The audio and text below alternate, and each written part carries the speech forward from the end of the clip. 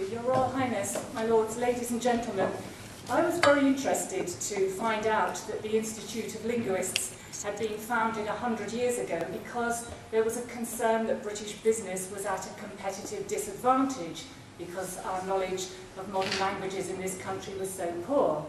Well, 100 years later, what can I say? Ça change. The lesson really still doesn't seem to have been learned, and the UK economy is still suffering, possibly to the tune of £21 billion a year in lost contracts, according to some research. Another study of SMEs has calculated that the average loss per business over 3 years is €325,000. And employers are telling us all the time now that they are increasingly forced to recruit from overseas because British school leavers and British graduates simply don't have the language skills they need in a global economy where markets are opening up not just in Europe, but in the Far East, in Latin America and Central Asia. Firms that can't understand the language of the tender documents fall at the first hurdle in taking advantage of opportunities to bid for contracts. As Willy Brandt, the former German Chancellor, said, "If I'm selling to you, I speak your language, but if I'm buying, dann müssen Sie Deutsch sprechen." And it isn't just business that's counting the cost. Research published by the British Academy, in whose splendid building we're gathered tonight, has shown that academic research appointments are also increasingly out of reach of UK-educated graduates because their opposite numbers from other EU countries, from the US, from India and China, are all much more likely to have a language or two in addition to their main subject, whether that's law or geography or chemistry or economics or whatever. And the British Academy is rightly concerned that this may damage the internationally recognised distinction of UK scholarship within the humanities and the social sciences. But despite all this doom and gloom, there are some things for us to be encouraged by, and the flourishing state of the language industry itself is one of them.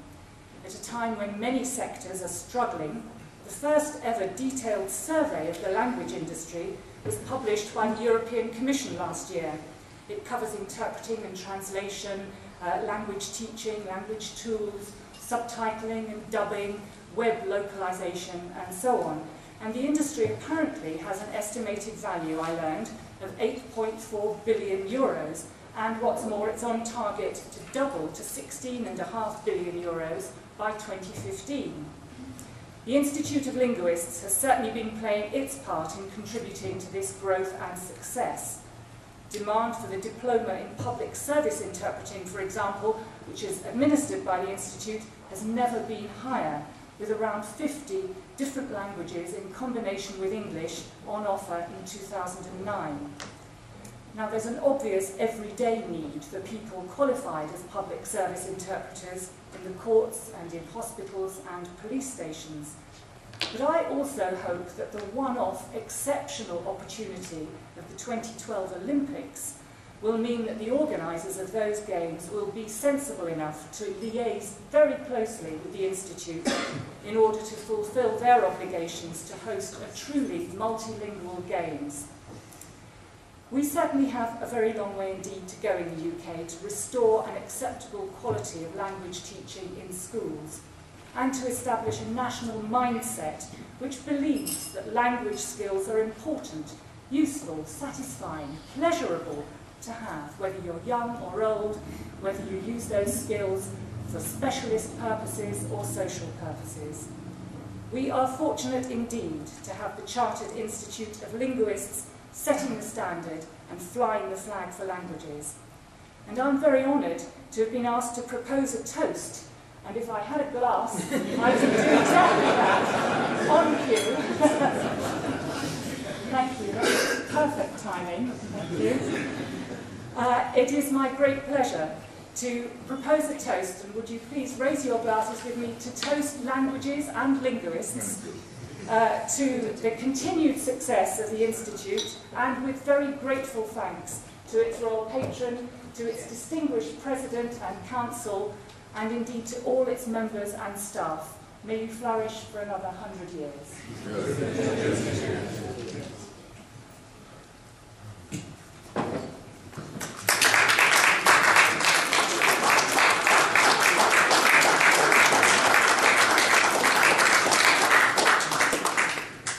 Well, thank you very much, Baroness Cousins, Jean Cousins. It's been a great pleasure to have met you recently, and I hope that our relationship between the Institute and the All-Party Parliamentary Group will flourish. It's produced borne fruit so far, good fruit, and I'm sure it will continue. My notes at this point say pick up points as appropriate, but actually there's nothing I can add really to that. Anyway, the Institute is both pleased and honoured that the chair of the All-Party Parliamentary Group on Modern Languages has joined us this evening to celebrate our centenary. It is an important position of influence, and I hope that we will be able to make good use of it in the future. I had the pleasure of attending the British Academy's conference, Language Matters, in this building, in fact in this room, last year, convened by Baroness O'Neill, who was at that time, I believe, the president, or is now ex-president of the British Academy, and I'm delighted to say is with us this evening.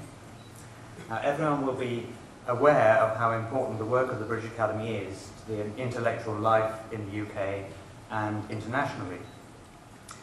It's not just that makes it important that we're here tonight, but I'm very glad to be here because not only that, but in fact, the Institute of Linguists actually celebrated its 50th anniversary in 1960 in the British Academy. Not as it happens in this building, but still in the British Academy. Now, it has already been mentioned that this is exactly 100 years since the Institute was founded. In fact, to the day, 100 years ago today, 15th of April 1910, the first General Council meeting, excuse me, I've got a snuffle. The first General Council meeting of the Institute was held not far from here, as it happens, in Buckingham Street, and I'd like to quote just one extract from the minutes.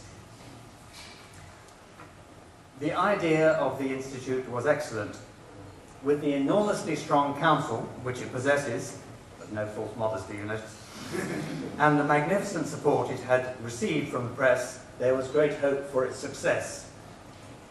Well, the idea of the Institute was excellent, and which is why we're here today celebrating the idea 100 years later. I'm not going to go on very long. It goes without saying, but should nevertheless be said, that the Institute of Linguists is an organisation created and sustained by people. Nothing more human than languages. Than language, I should say. But with some presumption, I want to pay tribute to the thousands of people who, over the century, that's a strange thing to say, isn't it? Thousands of people who, over the century, have contributed to this organisation, this enterprise, if you like. The council and committee members, past and present, the staff, and especially the staff, I repeat. I was once a member of the Institute staff myself. Quite a lot of people know this, but quite a lot of people may not. Back in the early 80s, and I very well know how dedicated the staff were then, are now. It depends very much on the dedication, the interest of staff involved in what they're doing. And I think it's important to pay tribute to their continuing involvement and their continuing contribution.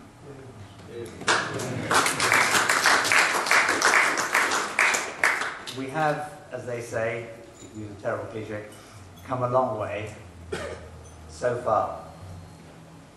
So I will end simply by thanking everyone for joining us this evening, to thank Baroness Cousin again for proposing the toast, to thank His Royal Highness for his speech and for being patron of the Institute, and to invite you all to continue the evening and enjoy yourselves. We have an overflow room there. If you want to extend yourselves, we have use of both rooms, and I hope you're talking to each other.